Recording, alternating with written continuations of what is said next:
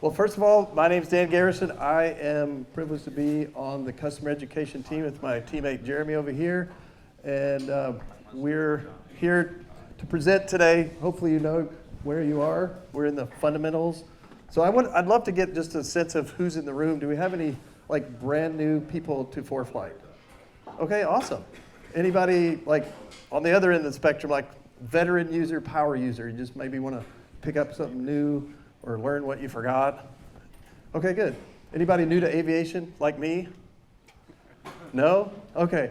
Yeah, I've here, let me just click in here, and I'll do a little bit more introduction. I've joined ForeFlight a year ago this month, and it's been an extremely fun ride to get in the cockpit. Also, I'm chasing my private right now, working on my VFR cross country, and so that's the piece that we're going to work on as a way to learn about the tools and master the basics of ForeFlight here. I came out of private industry. I spent almost 20 years teaching adults in financial services, and then I spent a dozen years in 3 public high schools teaching physics. I have a physics degree and an MBA, and then I taught engineering for about 8 years and coached robotics. And so I love helping adults learn about hard stuff like aviation. So hats off to everybody in here who's a pilot. Did anybody use paper a long time ago? Yeah, and still need to know how to do it, right? So we're gonna get to that, but let me just tell you what's on the agenda. So welcome to Sun and Fun 2025. We'll talk about why ForeFlight, because this is an intro level. So some of this, you might like, I already know that, but for those who are brand new, that'll be directed to you. Then we're gonna spend most of our time. Let me back up. We're going to spend most of our time inside of this VFR cross-country scenario, just kind of looking at the tools and kind of comparing that to what you would do if you were doing paper planning, okay?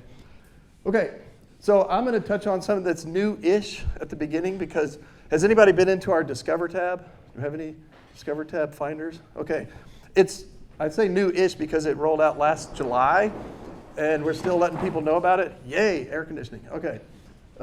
The Discover tab has 2 purposes. One is to kind of help aviators connect with community of other aviators around the country. And you can see a picture here. You would tap into the Discover tab, and then you would get a picture. The AOPA and the EAA has partnered with us to feed their data of events all around the country. So you can tap in like we'll do right here.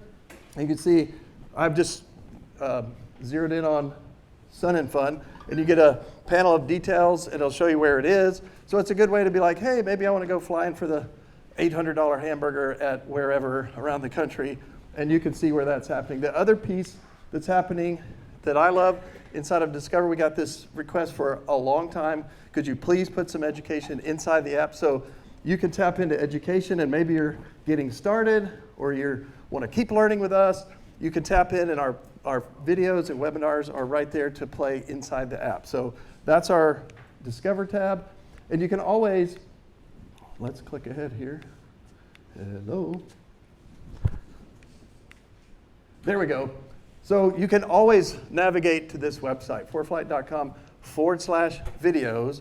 And like all of these sessions this week will be uploaded here in a couple weeks. So if you don't want to take notes, you want to just sit back and listen, feel free to do that. You will always have access to all of our free online content at this website, all right?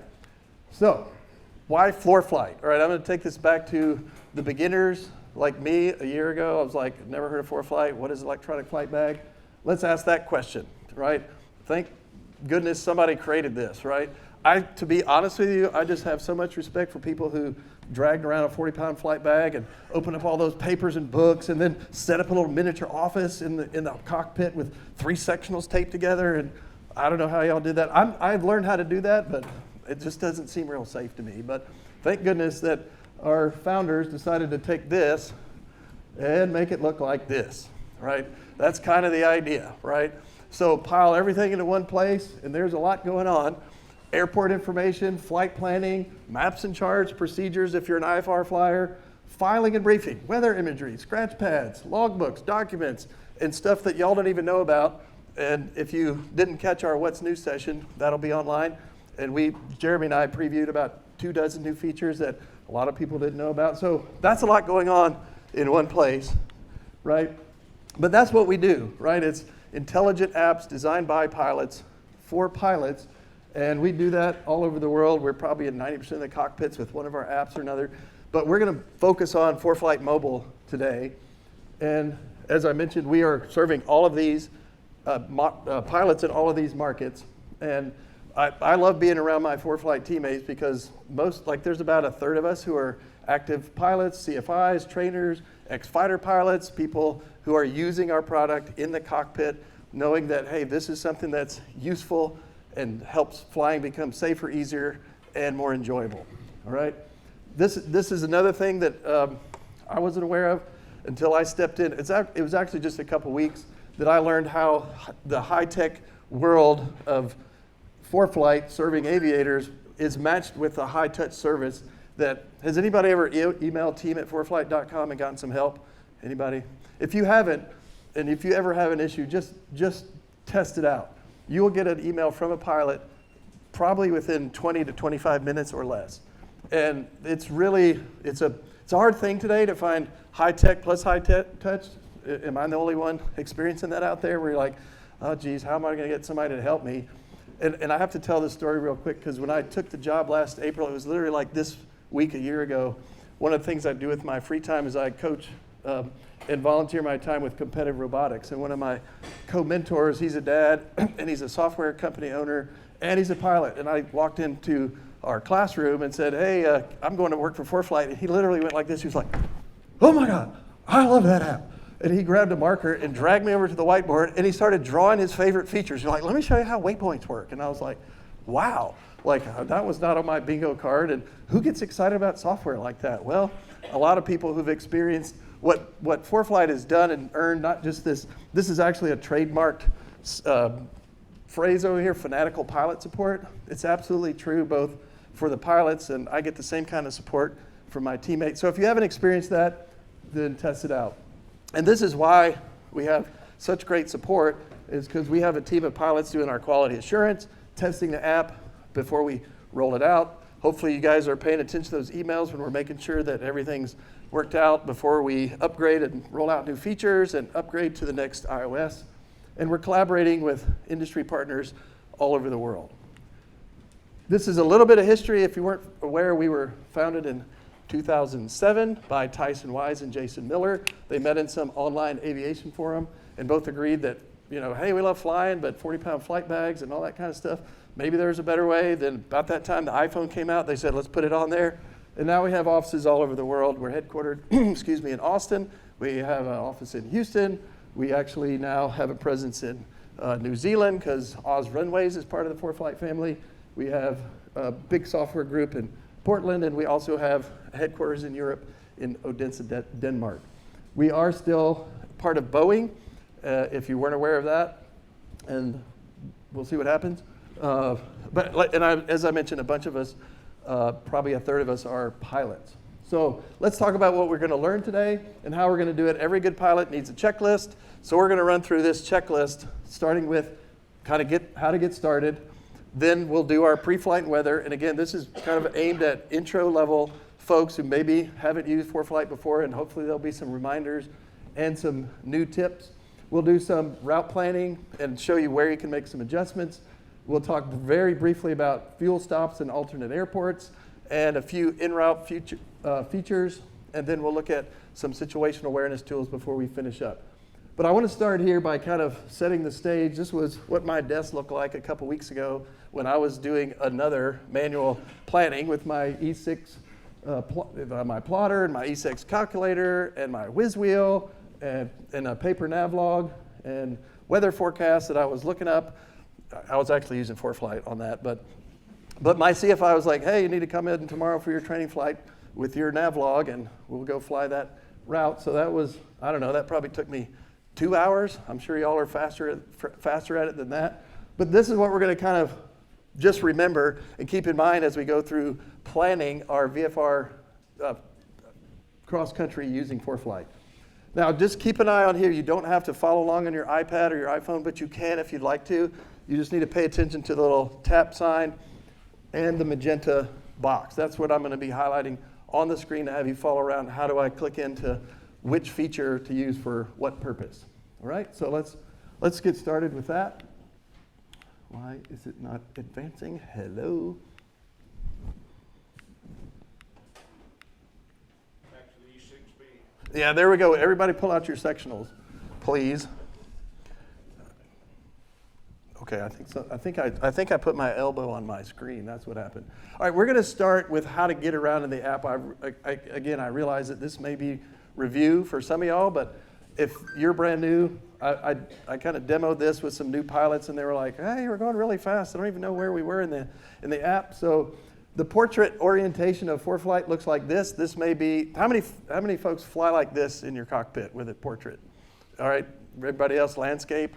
So the only real difference, we'll look at landscape orientation. You basically get more real estate on the screen, but down here is where we're going to navigate to all of the different feature tabs, and we'll be clicking into more. That's where you can access any tabs that are not shown on the bottom. So let's take a look and compare those real quick. I did it again. So that's what they look like. You just get a little bit more real estate with the landscape orientation, but it may fit better in your cockpit to have it portrait, so that's obviously up to you. You get a few more feature buttons at the bottom that can be right there accessible to you. So that's just kind of quick overview to get you started. So let's step into, hey, we're going to plan a VFR cross country, and we got to do our pre-flight and go get some weather where we're departing and where we're heading and along the way. So where are we going to go do that? So this is just a zoomed out picture of what ForeFlight is using as a representation of the Earth. We're going to take a little video tour and watch this. This is me just panning around, and then you can take two fingers, tap in there, and then zoom in. Hopefully we've all done that before. We just zoomed in to take a look at, and I have no layers on, so take a look up here. This is where we're going to go access some of our charts and layers. And up here, I have nothing chosen right now. Okay, so we're going to click into that.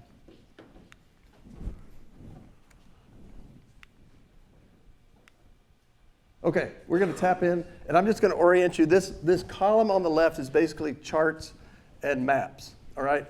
And yours may not look like this because I basically have kind of all the bells and whistles and all the charts and maps I've got Canada, Europe, everything else. So you're going to have whatever your region subscriptions have to show up here on the left side. Like I have JEP charts. You may not have JEP subscription. So this is where you're going to access and layer. I do want to call out, it's kind of hard to see, but if you see those kind of faint lines in between the sections there, those divide the categories that you can tap into, and you can have one layer inside of that at a time. All right, so if you hadn't noticed that before, you can have one in each of those, but not two in one of those, if that makes sense. All right, so let's go take a look at the right-hand column.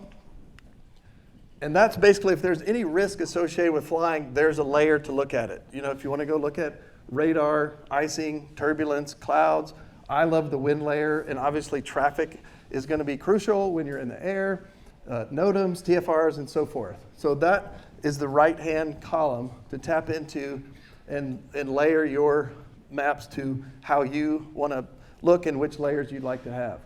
So right now, I know most of us don't have two right hands, but I'm just going to show you, we're going to tap these two things and turn them both on, the aeronautical map, and we're going to turn on the US VFR sectional. And it will look like that. You'll have two highlights there showing you. I've got these two layers selected. They're going to be laid on top of each other, and that's what it looks like. So we're going to switch over now. If you take a look down here in the bottom left-hand corner, we're going to tap into the airports tab. All right, so right now I took us to DFW. I live in that area. I live actually in McKinney, north of Dallas. But I'm going to show you where you would go, hey, I'm going to be flying, the route we're going to fly today, and I'll give you a QR code in just a moment so that you can just scan it and put it in your ForeFlight if you'd like and follow along. But we're going to go fly out of my home airport, which is McKinney National, and we're going to head over to Little Rock, as if we were flying maybe over here to Sun and Fun. I'm going to go pick up my buddy in Little Rock and then head over here, right? We're just going to look at that first leg of the journey, right? And we're going to click in, and there's actually several ways. Yes, there's several ways that you can find an airport. one of the easiest ones is I tapped into the search button. The search bar up here. And you do not, by the way, have to know the ICAO code. You could just type in McKinney or McKinney National. And it's a smart search. ForeFlight's like, hey, what are you looking for? Is this what you're looking for? And in this case, it is. I just click in, it gives me, kind of general location, tells me where it is. And so we're now looking at McKinney National. And if you're not familiar with this airport's view and set of features, I'm just going to kind of orient you to how it's set up, okay? Over here on the left, we have airports. It's basically searchable by those 4 tabs. Let's move that over. We can have our favorites, which is kind of cool. If you have a few airports that you're flying into routinely, you can just favorite those so they're always available to choose. And then I could click over into my recents. If I've filed some flights into my flights tab, I could just say, hey, what are those airports? So there's many ways to go access airports, and they're all in this column over here on the left. Now, if I take a look at the top here, this top panel across the top, this is basically going to give me a quick summary of what I need to know for flying out of McKinney National. I get my latest color-coded weather, my elevation, pattern, altitude, fuel, all the procedures available.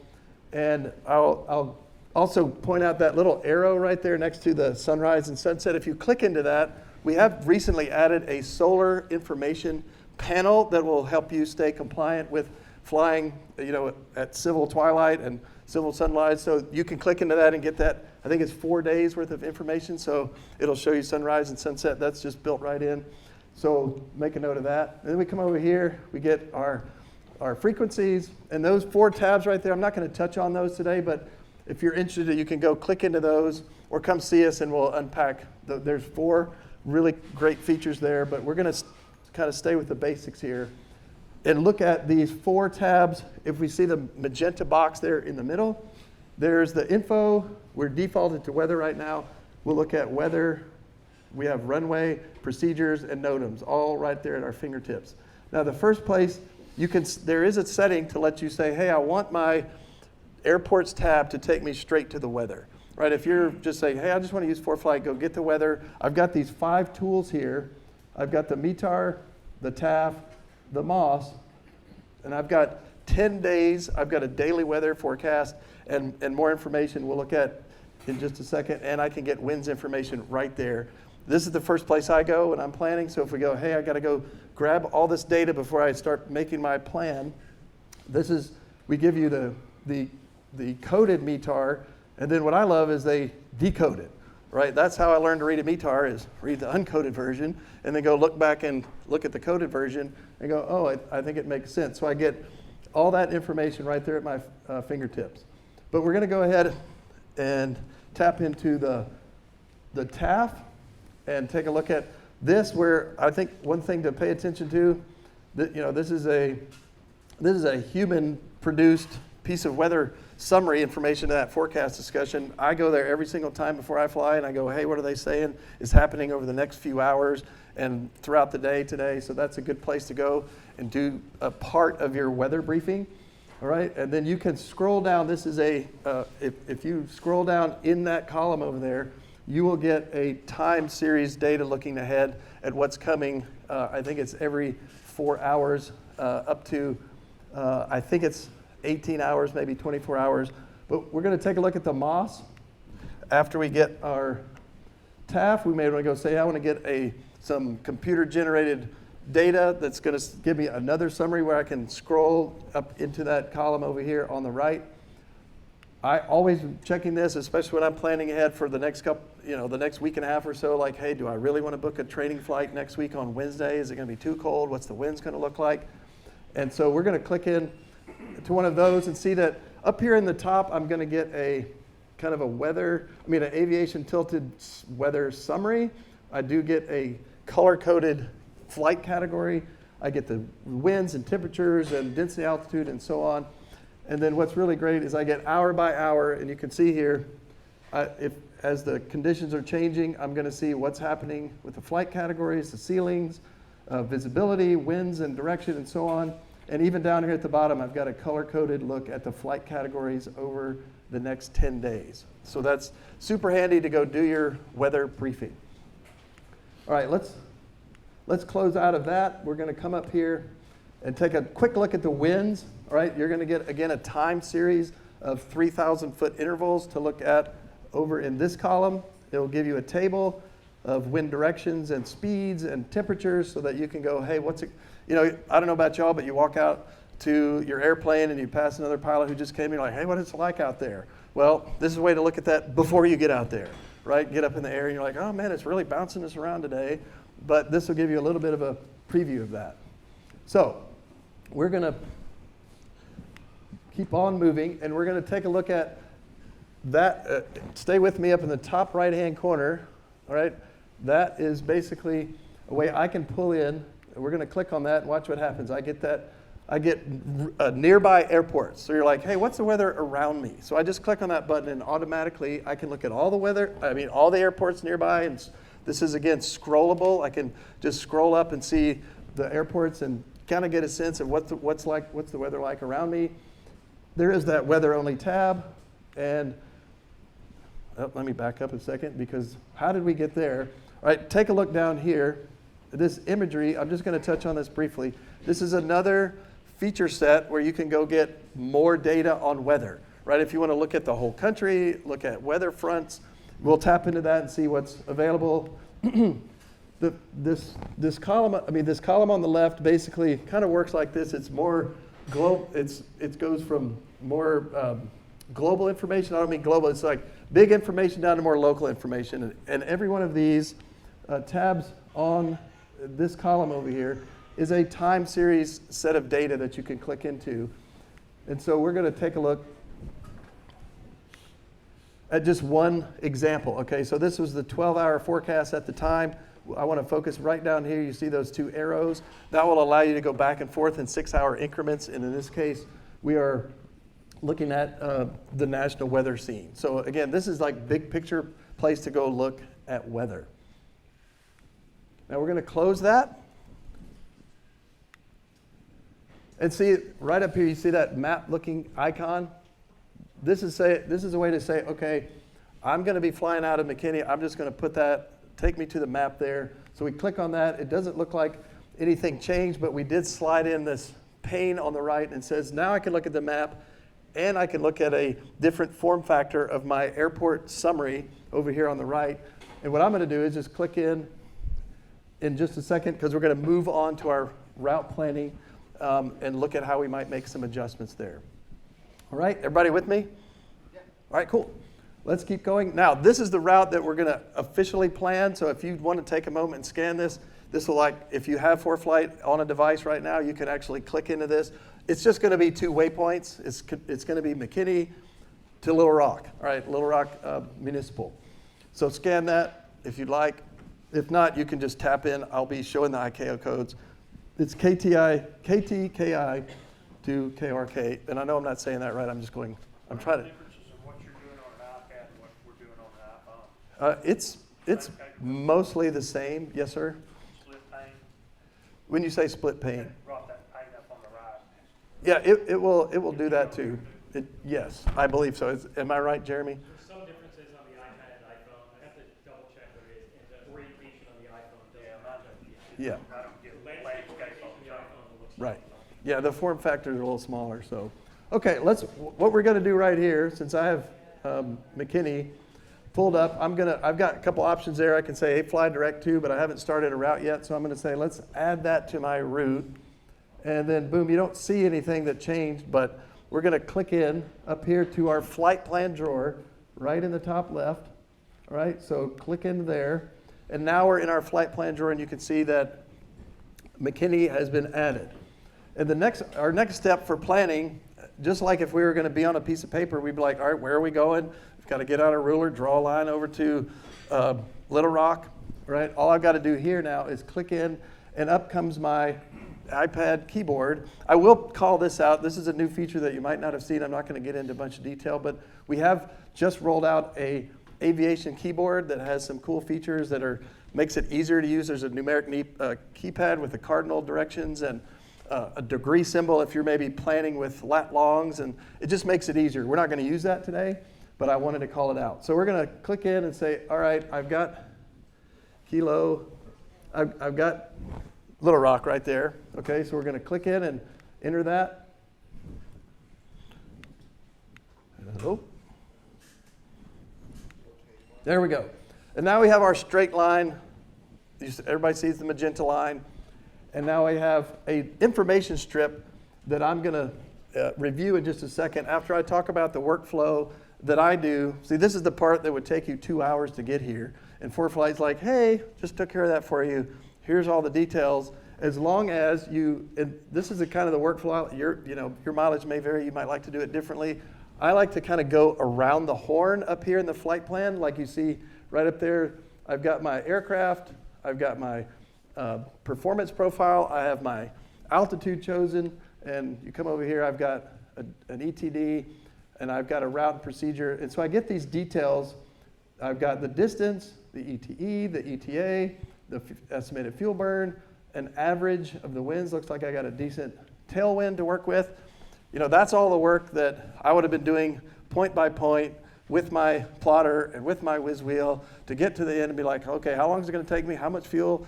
And thankfully now ForeFlight does that in nanoseconds for me once I've filled out all those data points. So, all right, so that was a preview of what I'm going to show right here. We click in here, and that's where I can choose my aircraft, right? I have a bunch of different aircrafts in here because I've got a bunch of training stuff for ForeFlight. You may have more, you may have less, but this is where I can go in and edit a particular aircraft, and this is where I can scroll. And anything you see in blue here, by the way, those are editable fields anywhere in ForeFlight. So I could click in if I needed to make adjustments. Right now, I'm going to just scroll down and see, okay, this is where I could add a performance profile, runway profile, put in my best glide speed, and so on.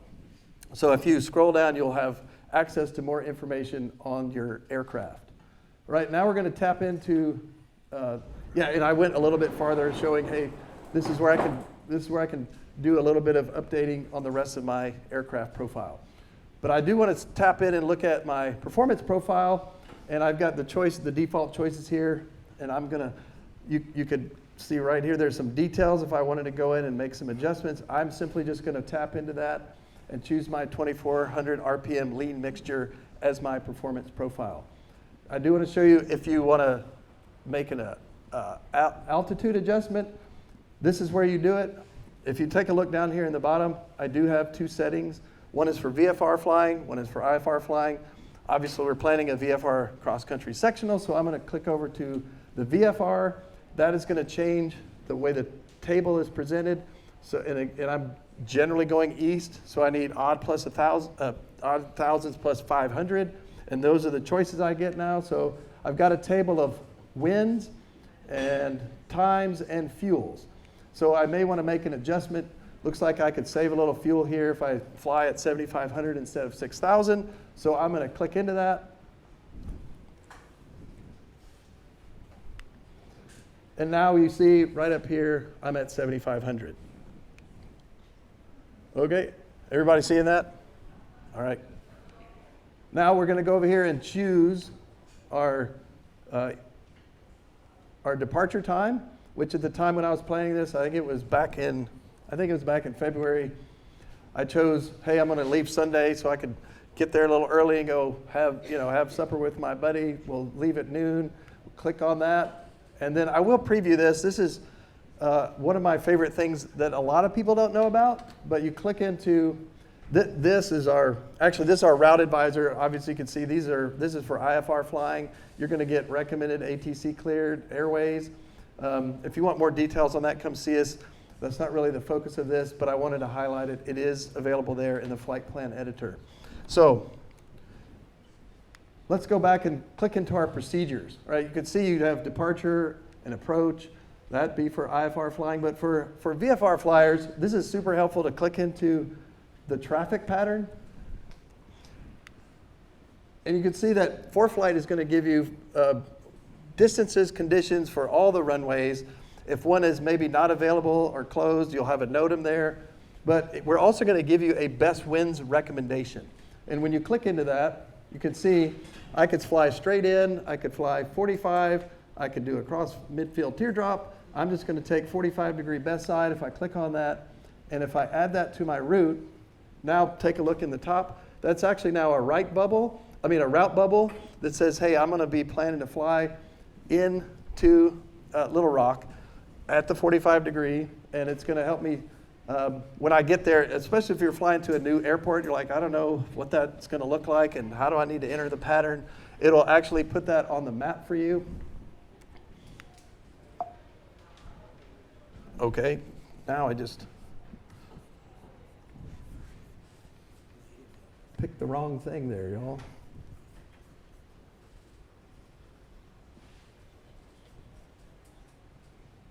Okay, my apologies. I need to maybe not stand so close to my computer. Okay. Pardon me, let me back this up so we can watch this. Okay, so the next thing we're going to want to do, if you are on a paper chart, right, what we're going to do, okay, I got to find some intermediate waypoints where I'm going to draw a little dot, or hey, I'm going to find something so I can look out and say, oh, there's some railroad tracks, or there's a football stadium, or there's a lake, right? And so I'm going to click in. How many of y'all have used the ruler, the on-map ruler? Anybody? Okay, a lot of you, great. So yeah, you just tap 2 fingers and hold it, and the ruler will appear. And hopefully you've seen that it will give you time, fuel, and distance on that little data strip. And so this was the first place that I chose. I'm like, hey, I'm going to leave McKinney and go out here about 10 miles, and I'm going to be looking for Farmersville. And then that's the first waypoint that I decided to add here. And then if you'll notice, take a look right here, it put the route bubble at the end of my route. Well, obviously that's not what I'm trying to do. I'm trying for it to be my first waypoint, not my last waypoint. So if you weren't aware, you can basically do this with your route bubble. You can just click on it and drag it to where you want it. Anybody ever done that before? Okay, great. If you haven't, that's a pretty handy feature. So now you can see my route has been adjusted to that first waypoint there. And of course, we could continue doing that all the way to Little Rock, one waypoint at the time. So I'm just demonstrating one more time. I'll take the ruler. I think this time it's 12 miles away. I think I said, hey, there's a railroad tracks that I want to be looking for as I'm headed out east. So I'm going to click on that waypoint. And then now that waypoint is also added, the lat long, because I just tapped and held on the map and added that to my route stream. So there's a whole series of VFR waypoints out here that I can click on. So I'm just showing you that's another way you can add waypoints. And the route that I have showing here is basically accumulation of those things that I would have been doing with paper by hand and a pencil, marking my way, maybe 10 or 15 miles at a time all the way to Little Rock. Now, one of the ways you can save a route that maybe you fly routinely is to click up here with this little star button. That will give you a way to favorite a route. That way you don't have to go back and rebuild it every single time. You're like, hey, I'm about to go fly to XYZ airport because that's where I go frequently. So we're going to tap in. We're going to tap in and take a look at, there are my favorites. And you can see right here, that's the route that we're planning right now. So I just tap into that. And that's the entire route planned out waypoint by waypoint from McKinney over to Little Rock. Now we're going to move over and just briefly look at the navlog, just like if you would be writing this all down on your paper navlog. ForeFlight is just going to prepare and present that to you when you click into this tab. And I wanted to highlight that you can email that somewhere, you can send it over to flights, you can put it on your plates, send it to your logbook later, you could share it with a passenger. There's a lot of things. You could print it. Maybe you're going to go do a check ride and you need to have your actual paper navlog there. But we're also going to tap into this profile view from over here on the bottom right. Okay, and we're just going to take a brief look at another tool inside of ForeFlight that will give me some helpful information. I'm looking kind of vertically at my flight. I've got my climb, cruise, and descent. It's going to give me, in this case, whatever information I'm choosing up here in this layer selector, right? So let's open that and see what my choices are. I can look at different airspaces, which we obviously want to do to see, do I want to, skirt around some Class Bravos? I'll get some details on those. I've got icing information, turbulence, something you should come ask us about. I don't really have time to get into a bunch of detail, but a new feature that we have available is reported turbulence. You do have to have either a Sentry or this is an add-on to a subscription, but it will give you, if you see, does everybody see these dots over here? Those are actual data taken from a G-load meter in one of our Sentries from another pilot somewhere. We basically crowdsource that data, sort of like Waze does for traffic, and it puts it right there for every pilot to use. I think the data gets stale after about 6 hours, but it's also a layer you can put on the map, and you can tap in and say what altitude, what type of aircraft, when did this happen. So it's a really, really useful piece of data instead of just depending on forecasted turbulence. So our layers are available here for your profile view to select the way you'd like to have that present itself. So let's click ahead.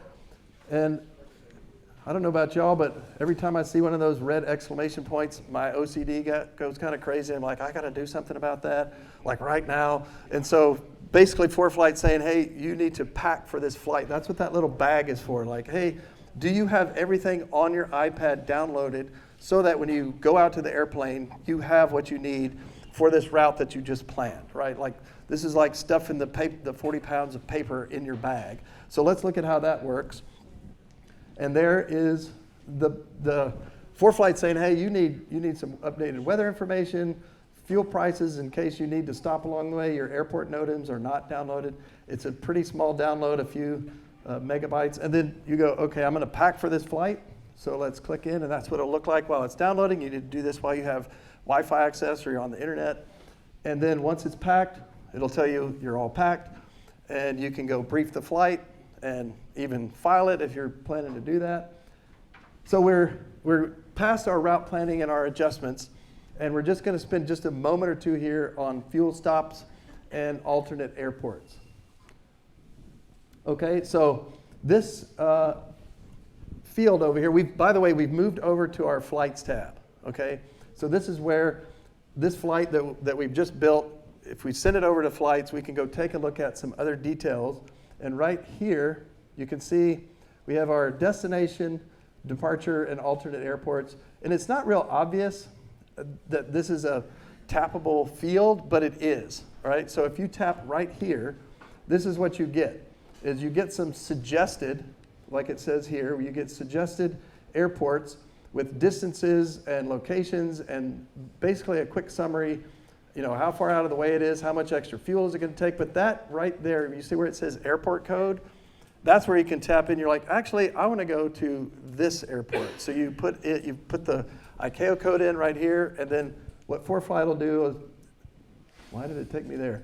Yeah, it will put that airport code in that detailed location.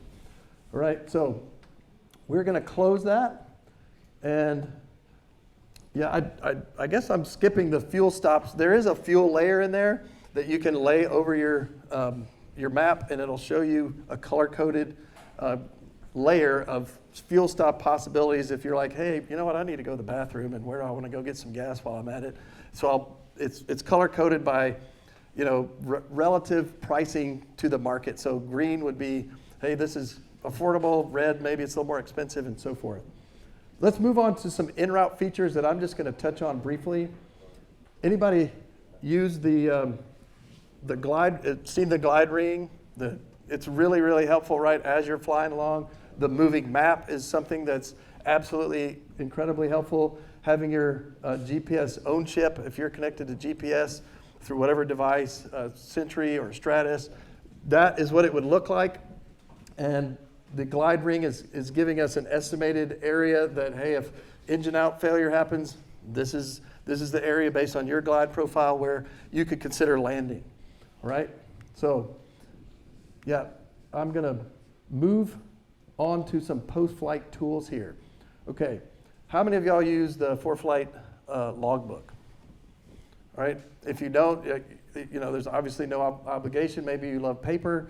But I've never used paper because I've only known ForeFlight, and I've found it to be, first of all, incredibly quick, helpful, and they're keeping a record on the server, and they're sending me a monthly email saying, hey, you can export this CSV file and store it somewhere, because what if you spill coffee on your logbook and your paper logbook is kind of messed up? Beautiful. More air conditioning. So the place to go find the logbook down here in the bottom right is to tap into more. And then we have opened our logbook. And I'm just going to show you what my logbook looks like for a flight I did. I think it was earlier in March. And we'll tap into that. And I get a summary view there of my track log. Clearly I was doing pattern work. And I get a chance to go review that and input all the hours, the hops times, dual received, or maybe I was doing, one part solo. And so we scroll down a little bit to see some more information. This is where I can go sit with my CFI and add or adjust any of the information necessary. And then right there I can send it to him, go, hey, please sign my logbook. And literally like 2 seconds later, as long as I did it right, he goes, click, done. And I like that. It seems so useful. I have found that to be one of my favorite things when we're debriefing is quick logbook entry. Now, the track log is another post-flight feature. How many of y'all are using track logs for review of your flights? A few of you. If not everyone, I'm going to show you how they're useful. So we tap into more, and we're going to tap into track logs, which is another feature right there. And as long as your iPad has the cellular-enabled chip, your ForeFlight will be automatically tracking your flights, building a track log, as long as you turn on the setting that says to auto track, which that's a setting you can set up. You can also set it up to say, hey, I want to record, like maybe when I'm at the hold short line, because I don't want to capture all my taxi and all that stuff. But if you also have a Sentry, or Sentry Plus it will automatically also record your track log, so that's a reason to kind of take a look at the Sentry. But let's click into a track log. You can see that was a day I was doing some maneuvers training, and down here, the track log itself is going to give me this altitude and speed data so that I can go do some basic review as I'm debriefing my flight to try to see how well did I do and what did that flight look like. It's also a place where I can send this track log to my logbook if it came from another source, like we're seeing right here. If you fly with a G1000 from Garmin, you can basically export that as a CSV file and then import it into ForeFlight and then create a track log from that file. I'm going to back up. I want to show one more thing over here. There's a feature. Now, this is a performance level. This is our top tier subscription. Has some extra 3D views and tools that are really useful. If you click into the 3D view right there, you'll see I can go basically I can go refly the flight of my track log with a 3D view, and it has also a cockpit view. We're going to just take a quick look at if I'm in the cockpit and I want to refly this flight. It will look like I can tap this replay button down here, and we'll get to take a quick look at, well, it should play. Let's play it. There we go. So you can kind of go replay the flight to do some more debriefing. Now we're going to close that, and then I'm going to show you where we can send this. All right, so put your attention to the top right. That's the little up arrow. I can send this to a number of places, and what I'm going to show you, you could email it somewhere, you could send it to your logbook. What I'm going to do is open a KML file for use in another way you can debrief your flight, and we're going to see it's building that KML file, and then I'll have a chance to send it to a number of places. Where I like to send it is to CloudAhoy. Do we have any CloudAhoy users in here? Who's heard of CloudAhoy? Crickets, okay. You should come talk to us about CloudAhoy. It is a separate app, and it does come at additional cost, but if you wanted to try it for free, we'll give you 30 days to try it out. It's absolutely something that I use every single time I fly, and I'm going to just demonstrate a couple of ways that it's useful.